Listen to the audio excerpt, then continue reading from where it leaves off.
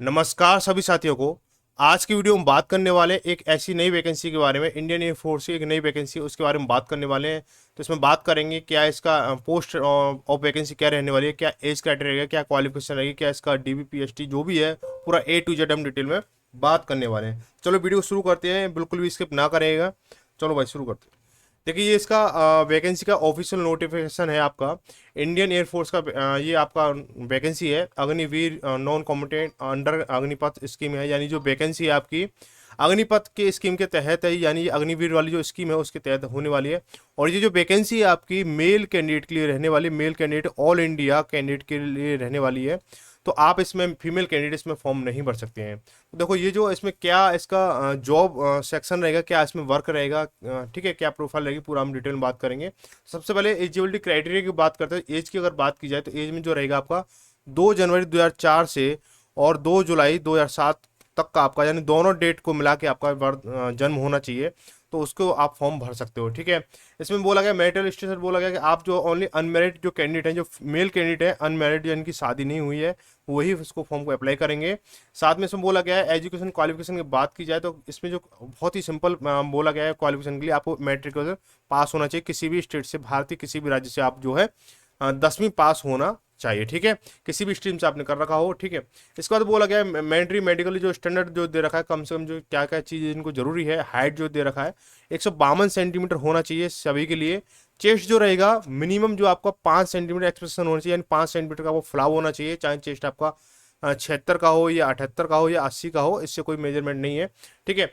अब इसका जो वेट रहेगा proportion to height and age रहेगा, आपकी हाइट और एज के हिसाब से आपका जो वेट रहेगा वो लिया जाएगा। अब इसके बाद में हियरिंग है, डेंटल है, तो यहाँ पे जनरल हेल्थ है, जो आपके कान है, दांत हैं, आपकी जो आंख वगैरह है, यहाँ पे आपको मेडिकल के हिसाब से आपको चेक किए जाएंगे, ठीक है। तो ये रहा इसका नोटिस है, इसमें आप देखेंगे इसके बारे में। तो और इसके आगे देखते हैं। तो जॉब प्रोफाइल की अगर बात की तो जॉब प्रोफाइल में आपको यहाँ पे दो तरह की जॉब प्रोफाइल आपको देखने को मिलेंगी।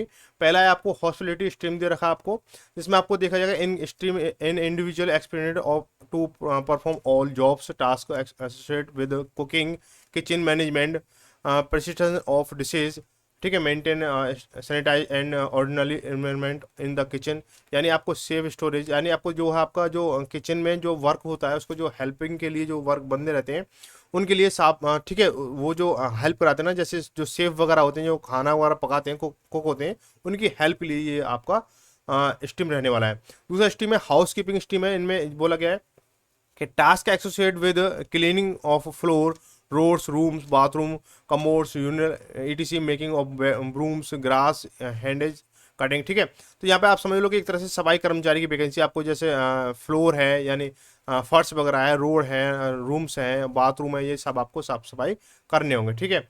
अगर यहाँ पे बात की जाए तो ये जो फॉर्म है आपके ऑफलाइन फॉर्म रहने वाले, ठीक है, ऑफलाइन फॉर्म रहने वाले, ऑनलाइन नहीं रहेंगे। ये जो है आपके 16 अगस्त से आपके चालू हो चुके हैं और ये आपके 21 दिन आपके चलेंगे। हो सकता है इसकी डेट बढ़ भी सकती है, तो इसका आप ध्यान रखें इस चीज़ का। ऑफलाइन जो आपके नज़दीकी कोई भी बुक सेलर हो वहाँ से आपको फॉर्म मिल सकते हैं, या फिर इंटरनेट से कहीं भी आपको डाउनलोड लिंक मिल जाएगा, तो वहाँ से ठीक है, डाउनलोड कर सकते हो। और नहीं तो आप हमारे टेलीग्राम चैनल को ज्वाइन कर लें, वहाँ पे आपको इसको पीडीएफ को और सारी चीज़ें आपको प्रोवाइड कर दी जाएंगी, ठीक है।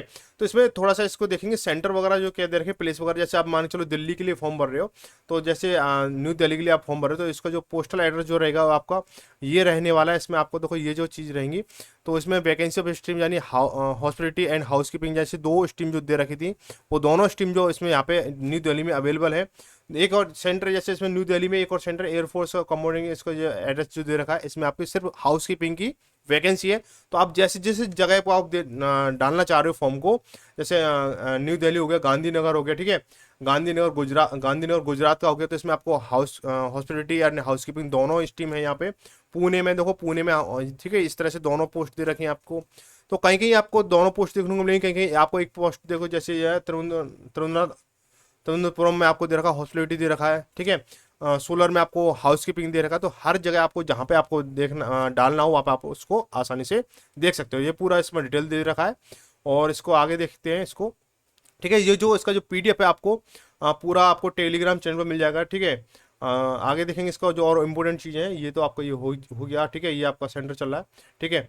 अब आपको दे रखा है आपको क्या क्या चीज़ चाहिए। आपको देखो कैंडिडेट के लिए बोला गया, कैंडिडेट के लिए बोला क्या क्या चीज़ चाहिए आपको। देखो 10th पास आपका होना चाहिए, आपकी मार्कशीट होना चाहिए, पासिंग सर्टिफिकेट होना चाहिए। आपको जब फॉर्म भरोगे तो आपको जो ये ओरिजिनल वाला नहीं भेजना, ध्यान रखें। कुछ बच्चे क्या करते हैं गलती से पहली पहली बार जब ऑफलाइन फॉर्म भर रहे होते हैं तो उसको ओरिजिनल को ही भेज देते हैं। ठीक है भाई, ओरिजिनल नहीं भेजना है। साथ में इसको क्या चाहिए आपको, पासपोर्ट साइज फोटो होनी चाहिए, कलर फोटो होनी चाहिए, फोटोग्राफ जो होने चाहिए, और 6 मंथ से पुराने नहीं होने चाहिए। ठीक है भाई, आगे बढ़ेंगे इसके साथ, देखते हैं आगे दे रखा है इसमें। आगे देखो सारा कुछ ये आप देख लेना इसको। ठीक है, ये हो गया आपका। ठीक है, पे स्केल हो गया, पे अनाउंसमेंट हो गया। ठीक है, इसके बोल रखा है पे स्केल के बारे में डिटेल में बात करेंगे। ठीक है, तो ये आपको देखो पे स्केल जो क्या है इसका, देखो समझ लो इसका सेवा निधि वगैरह क्या सीन है इसमें बोला है। टर्मिनल पे अलाउंसमेंट एंड एलाइड बेनिफिट, और इसको टर्मिनल बेनिफिट्स और सेवा निधि पैकेज क्या है इसको थोड़ा समझ लो। जैसे आपको जो अग्निवीर जो आपको दे रखा है, आपको 4 साल के लिए आपको पता सर्विस देनी होती है। तो पहली साल जो रहेगी आपकी सैलरी 30,000 रहेगी, उसमें आपको इन हैंड जो आपको 70% मिलेगा, नहीं आपको 21,000 रुपये आपको इन हैंड मिलेगा। जब आपके जैसे 30,000 सैलरी है तो आपके 9,000 रुपये बचेंगे। ठीक है, 9,000 आपके बचेंगे, और 9,000 ही गवर्नमेंट आपकी सेवा निधि में, यानी आपको जो फंड वगैरह होता है, आप जैसे देखते हैं ना जो प्राइवेट जो कंपनियां होती हैं उसमें जो फंड पीएफ वगैरह होता है, उसकी तरह से आपको जैसे 9,000 रुपये आपके जमा होंगे और 9,000 रुपये आपकी गवर्नमेंट जमा करेगी। दूसरे वर्ष में आपको 33,000 रुपये आपकी सैलरी रहेगी, यहाँ पे आपको 23,100 रुपये आपको इन हैंड मिलेगा, और 9,900 रुपये आपके सैलरी से कट के जमा होंगे, और वही 9,900 रुपये आपके पर मंथ के हिसाब से गवर्नमेंट आपको जमा करेगी। वही तीसरी साल में आपको जो सैलरी जो रहेगी वो 36,500 देखने को मिलेगी।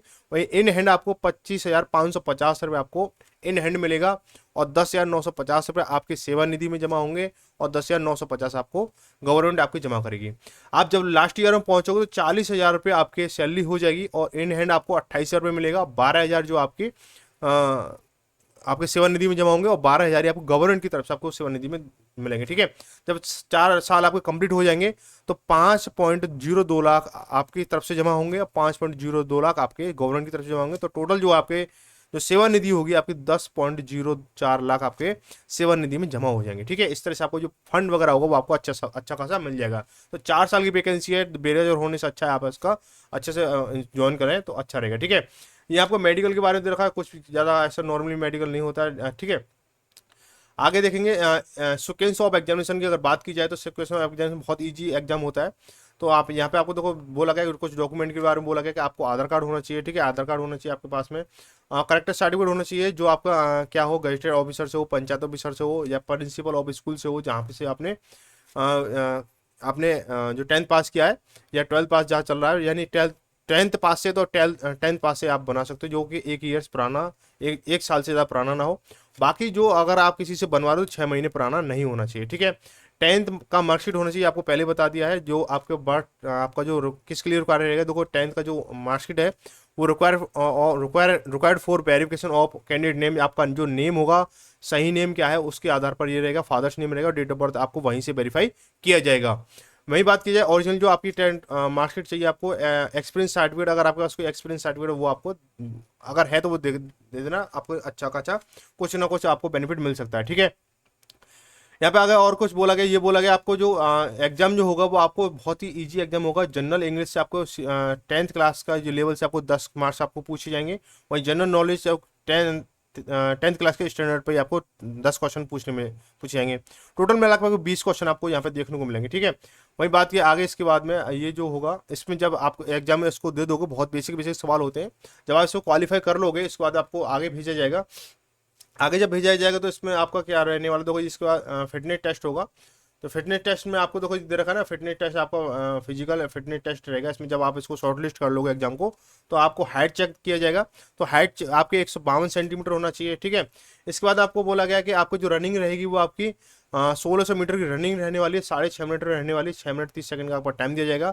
और ये बोला गया साथ में आपकी जो टाइमिंग है वो आपकी थोड़ा सा टाइमिंग और जो दूरी है वो कुछ कंडीशन आपकी चेंज हो सकती है। जैसे कहीं मान के चलो कहीं रोड पर करा रहे हैं या किसी हिल स्टेशन पर करा रहे हैं, ग्राउंड में करा रहे हैं, तो इसके अकॉर्डिंग आपको थोड़ा टाइमिंग का ऊपर नीचे हो सकता है। ठीक है, वही बात किया है इसमें आपके दूसरा जो पॉइंट होता है फिजिकल फिटनेस टेस्ट का PFT2 होगा, जो आपका क्या होगा उसमें आपको थोड़ा सा देखो 10 पुशअप आपको देखने को मिलेंगे। 10 पुशअप आपको करने होंगे, 1 मिनट का टाइम दिया जाएगा। उसके बाद में आपको जैसे 10 पुशअप कर लोगे उसके बाद आपको 10 मिनट का ब्रेक दिया जाएगा। उसके बाद आपको 10 सेटअप करने होंगे, वो 1 मिनट में करने होंगे। उसके बाद आपको 2 मिनट का टाइम दिया जाएगा। ठीक है। उसके बाद आपको 20 स्क्वाट मारने होंगे, 1 मिनट का टाइम होगा उसमें, उसके बाद आपको 2 मिनट का टाइम दिया जाएगा। इस तरह से आपको 10 मिनट 2 मिनट 2 मिनट टाइम के बीच में आपको इन तीनों चीज़ों को करने के लिए आप उसको कोई भी चीज़ ऊपर नीचे हो सकती है वहाँ के शेड्यूल के हिसाब से, तो वो आपको उसको 10 मिनट 2 मिनट इस तरह से टाइम दिया जाएगा। ठीक है, ये सारी चीज़ें हो गई। इसके बाद में आपको क्या रह गया, आपका रह गया फेस थर्ड रह गया स्ट्रीम सुटेबिलिटी टेस्ट रह गया। जो स्ट्रीम जो आप चुनोगे, आपने जैसे कौन सा स्ट्रीम चुना हो उसके अकॉर्डिंग जो आपका क्वालिफाइंग नेचर का एक टेस्ट होगा, जिसमें आपको देखा जाएगा जिस स्ट्रीम से आप चुन रहे हो। जैसे आपका देखा ना, हॉस्पिटलिटी स्ट्रीम था आपका, एक हाउसकीपिंग स्ट्रीम था, उसमें से आपको रिगार्डिंग आपसे कुछ चीज़ें आपसे देखी जाएंगी, कुछ चीज़ें करवाई जाएंगी। तो वहाँ से आपको मिनिमम जो है स्कोर जो आपको 50% होना चाहिए, जो 15 मार्क्स का रहेगा। ठीक है, तो ये आपका जो क्वालिफिकेशन क्वालिफाई नेचर का रहने वाला है। अगर इसमें आप डिस्क्वालीफाई होते हैं तो डिस्क्वालीफाई आपको माना जाएगा। ठीक है, ये हो गया। इसके साथ में आपका हाउसकीपिंग वाला ये कुछ दे रखा है। ठीक है, इसके बाद आपको मेडिकल के लिए दे रखा है। मेडिकल आपका होने वाला है, ठीक है, मेडिकल हो जाएगा आपका। ठीक है, मेडिकल जैसे आपका होता है एयरपोर्ट्स वगैरह, मेडिकल हो जाएगा आपका। उसके साथ में आपको जनरल इंस्ट्रक्शन वगैरह कुछ भी नहीं है। तो यहाँ पे ये जो आपका पूरा नोटिस हो चुका है, आई होप सारी चीज़ें आप क्लियर कर चुका हूँ मैं। फिर भी आपका कोई डाउट है, कोई आपका कमेंट है, वो कमेंट सेक्शन में पिन कर देना। मैं उसका जल्द से जल्द आप कोशिश करूंगा आपको कमेंट का जवाब दूं। तो मिलेंगे ऐसी इन्फॉर्मेटिव वीडियो साथ में। अगर आपको वीडियो पसंद है तो चैनल को लाइक एंड शेयर, वीडियो को लाइक एंड शेयर करके चैनल को सब्सक्राइब कर लें, ताकि आने वाली जो सभी आपको इन्फॉर्मेटिव वीडियो आपको टाइम टाइम मिलती रहेंगे। तो मिलेंगे किसी इन्फॉर्मेटिव वीडियो के साथ में, तब तक से धन्यवाद। जय भारत, जय हिंद।